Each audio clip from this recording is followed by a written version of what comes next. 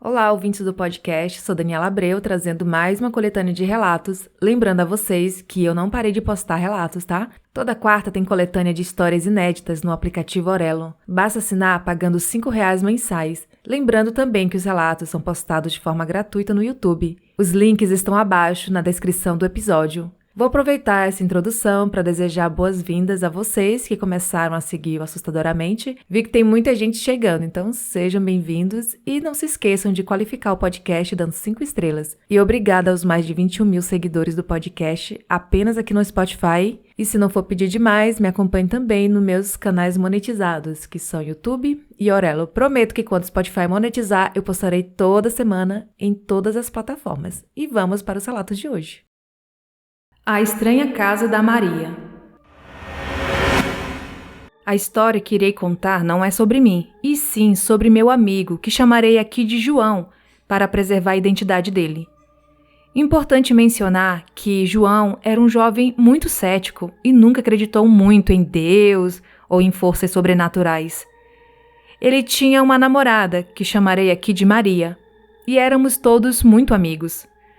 Uma das características de Maria era que ela gostava de estudar novas religiões. Bom, a casa dela era muito grande e tinha muitos móveis de madeira e era comum ouvirmos estalos vindo das escadas. Certa vez, João comentou que via sua cunhada, que tinha entre 10 e 12 anos, batendo a cabeça na parede enquanto dormia. Ela continuava deitada, mas subia um pouco a ponto da cabeça encostar na parede, com muita força, e ele se assustava muito, né? Tudo isso acontecia com a menina dormindo. O mais bizarro era que nem a irmã, nem a mãe dela pareciam se importar com isso. Teve outra vez que ele me contou algo que me arrepiava muito. Ele dormia muito lá, então, em um certo dia, ele e Maria foram dormir juntos no quarto, e isso desagradava a mãe dela, que, se não me engano, era espírita, sei lá.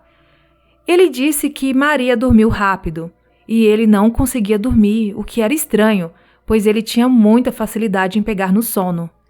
No profundo silêncio da noite, ele começou a ouvir os estalos das escadas de madeira. Por mais que soubesse que era normal aquele tipo de barulho, ele ficou assustado, pois ele era o único acordado e era a primeira vez dormindo no quarto da namorada. Passou um tempo e ele continuava acordado, até que começou a ouvir passos pesados pelo quarto. Ele se encolheu inteiro, mas não queria acordar a namorada por achar que era coisa da sua cabeça.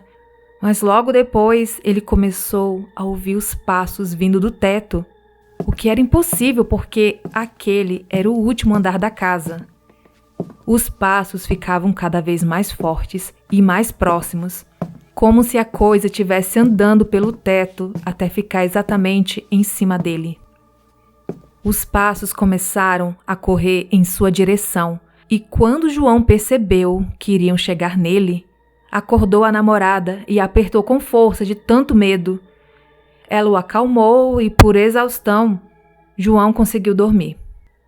Outro relato, ainda envolvendo o mesmo cenário, e dessa vez eu estava junto. Aconteceu durante a clara luz do dia e foi a coisa mais aterrorizante que presenciei. Resolvemos assistir a um filme de terror, Annabelle, porque na época era o filme mais assustador que conhecíamos. Jogamos o colchão na sala e João deitou entre mim e a namorada. A cunhada dele ficou no sofá, meio distante da gente. Chegou uma parte tensa do filme e já pressentíamos que teria um grande susto. No momento em que acontecia esse susto, a luz acabou de repente e sem motivo, já que estava um belo dia ensolarado. Ficamos imóveis por uns 2 ou 3 segundos, no completo silêncio, que foi interrompido pelo telefone tocando. Nesse momento, eu abracei o João bem forte, com os olhos fechados e com muito medo, por conta das experiências que ele presenciara naquela casa que já havia me contado. Ninguém teve coragem de atender o telefone, até que a irmã mais nova foi lá e atendeu. Completo silêncio. Ninguém disse nada na ligação. Depois disso, nunca mais voltei lá. Algum tempo depois, João e Maria terminaram o namoro. Ficamos sabendo também que a mãe dela já foi de uma religião que fazia trabalhos em troca de dinheiro e acreditamos que os eventos estranhos naquela casa podem ter relação com isso, sei lá. Esse relato eu recebi no Telegram e foi enviado pelo Vinícius de São Paulo. A mulher de vermelho na escada. Eu tinha aproximadamente 10 anos quando essa história aconteceu. A casa onde eu morava tinha uma sala com 2 sofás. Um ficava de frente para a TV e o outro ficava na lateral. Atrás deste tinha uma escada. Eu estava no sofá, em frente à TV. Ao lado dele tinha um corredor enorme que no final dava na cozinha. Minha mãe estava fazendo a janta e eu assistindo o desenho. Era noite e meu pai ainda estava no trabalho e meus irmãos estavam na igreja. Enquanto eu assistia a TV, percebi que toda hora o volume diminuía sozinho e eu aumentava. Até que eu comecei a ouvir som de salto, daqueles finos e super alto. E também alguém cantarolando uma música que nunca ouvi.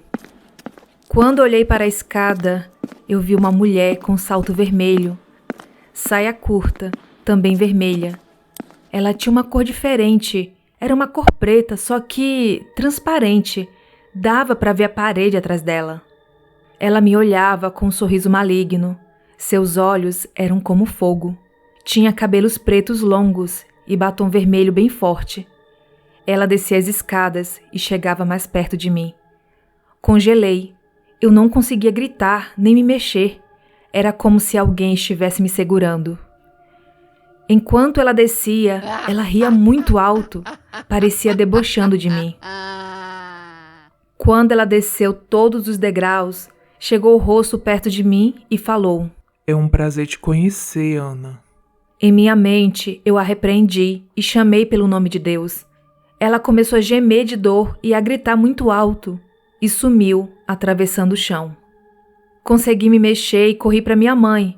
Ela acreditou em tudo que eu contei e orou por mim. Uma semana depois, a mesma mulher reapareceu, dessa vez batendo na porta da minha irmã mais velha, enquanto ela almoçava com o esposo. A minha irmã contou que se levantou e abriu a porta. Nesse momento, eles viram a mulher rindo e ela saiu andando para a rua. Após presenciar essa cena estranha, minha irmã ligou para minha mãe para contar a história e nesse momento ficou sabendo que eu também havia presenciado a mesma mulher. Graças a Deus eu nunca mais a vi, porém presenciei outros demônios, mas essa história contarei em outro relato. Recebi essa história no Telegram e foi enviada pela Ana.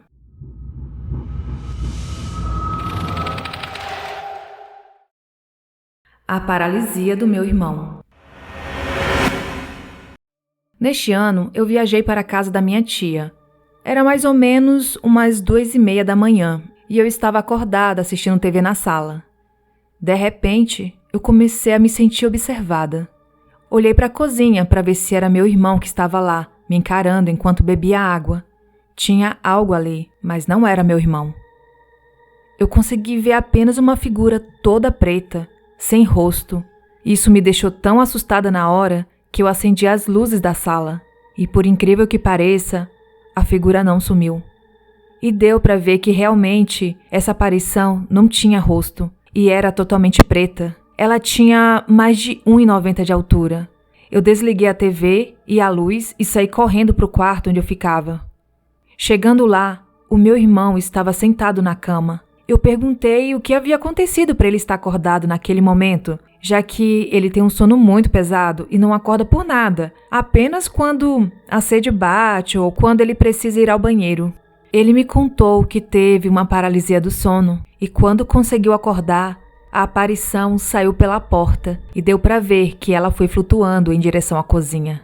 Ouvindo a história do meu irmão, concluí que o que eu havia visto se tratava da mesma aparição da paralisia dele. Como isso foi possível? Até hoje eu não sei explicar. Restaurante assombrado.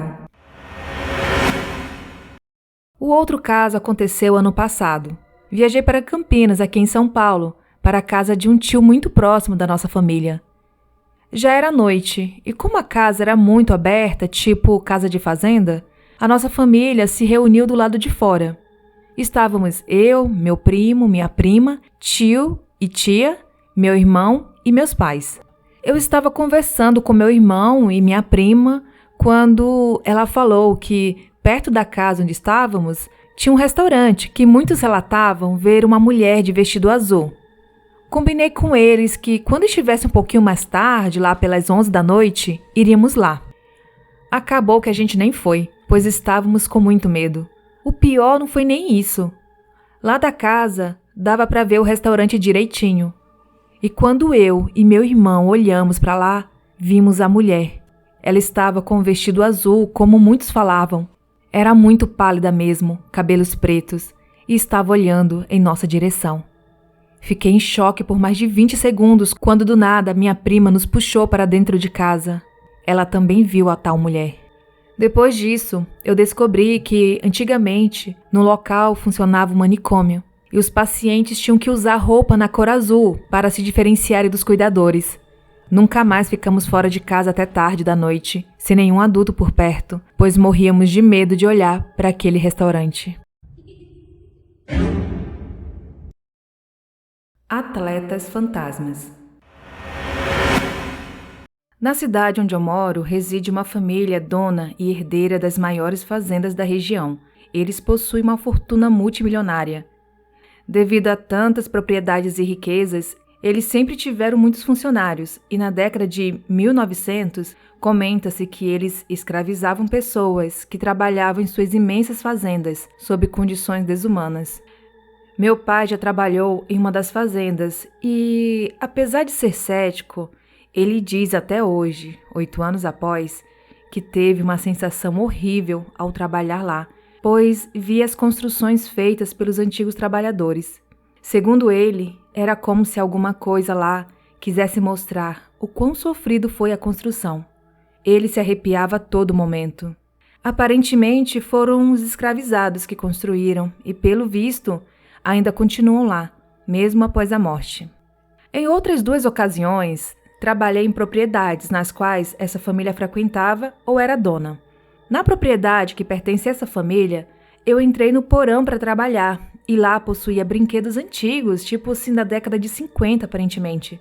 O terror e tristeza que eu sentia ao tocar nos brinquedos era surreal.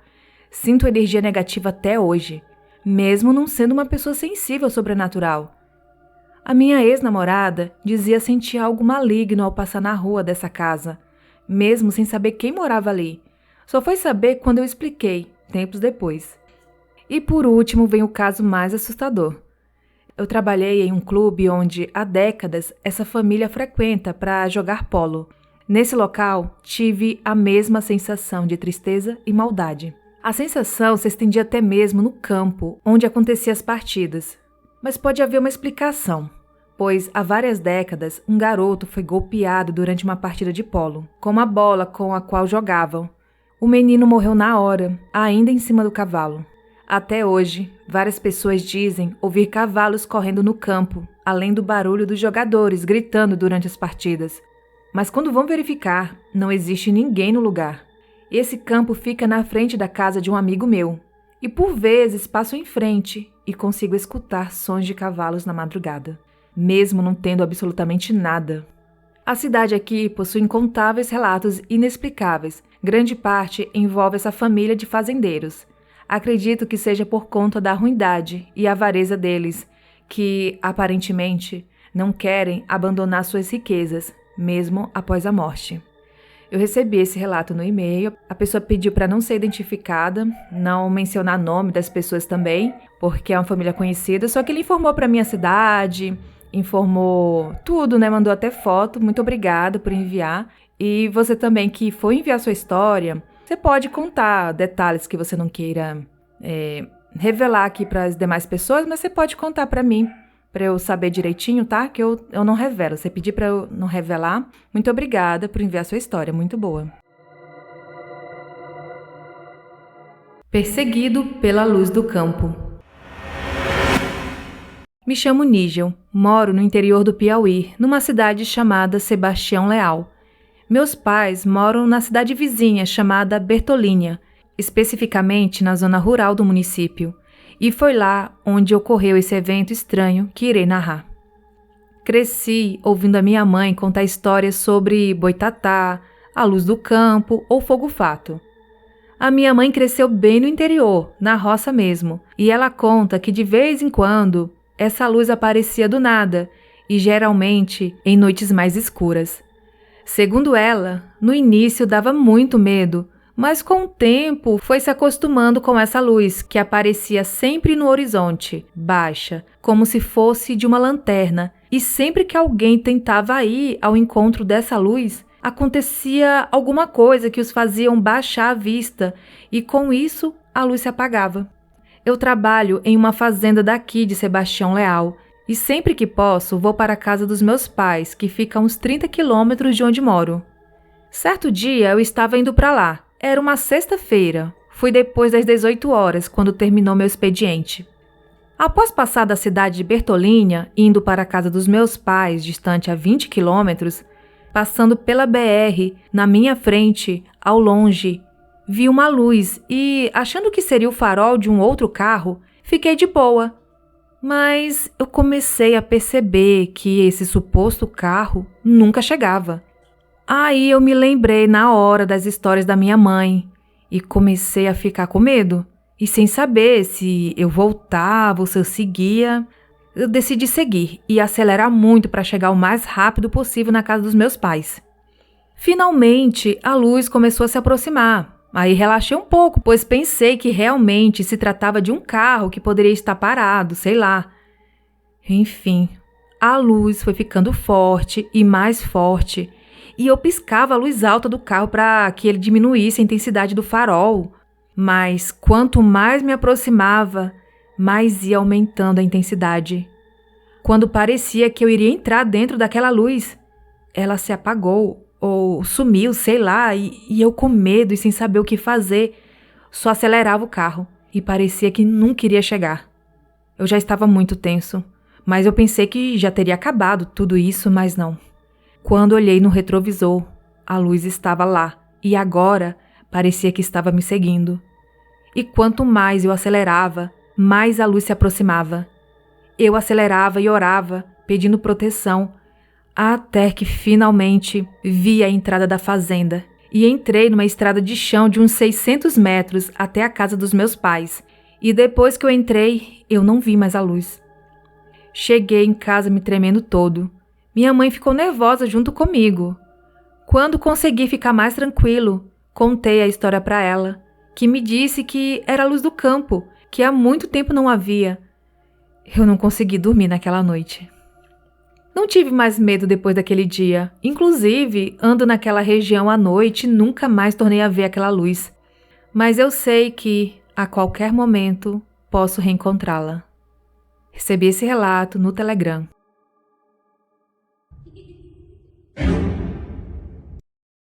Comadre Fulozinha.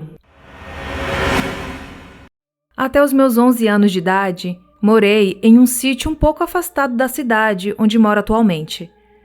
Durante esse período, teve um fato que me marcou muito. Na verdade, foram várias coisas, mas o que contarei foi o mais bizarro de todos. Onde moro tem muitas histórias sobre a comadre Fulozinha.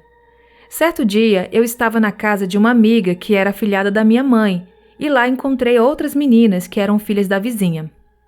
Na época, eu era filha única, e por isso a minha mãe sempre me levava na casa de suas amigas para brincar com outras crianças. Nesse dia, estávamos em cima de uns cajueiros que ficavam no terreno atrás da casa. E brincadeira vai, brincadeira vem. Começamos a falar sobre a comadre Fulozinha e ficamos encorajando umas às outras a assobiar e a falar bem alto o nome da comadre, pois dizem que quando a comadre vem chegando, seu assobio é escutado ao longe e é insuportável, além de amedrontador. Um tempo depois, a minha mãe me chamou para irmos para casa. Ao anoitecer, eu comecei a ouvir o cavalo do meu pai bem agitado. Depois eu comecei a ouvir assobios, que começaram bem longe, mas que, em questão de segundos, O assobio estava bem na parede do meu quarto. Muito alto, pois a parede do meu quarto ficava no final da casa. Depois ficavam os currais dos bois e cavalos. Enfim, eu dei uma carreira para o quarto da minha mãe e não saí mais de lá. O mais bizarro aconteceu no dia seguinte.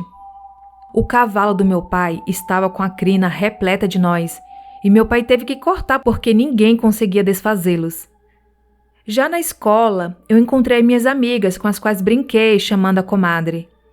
Elas estavam com parte dos cabelos cortados, pois, da mesma forma como o cavalo, elas amanheceram com nós impossíveis de serem desfeitos.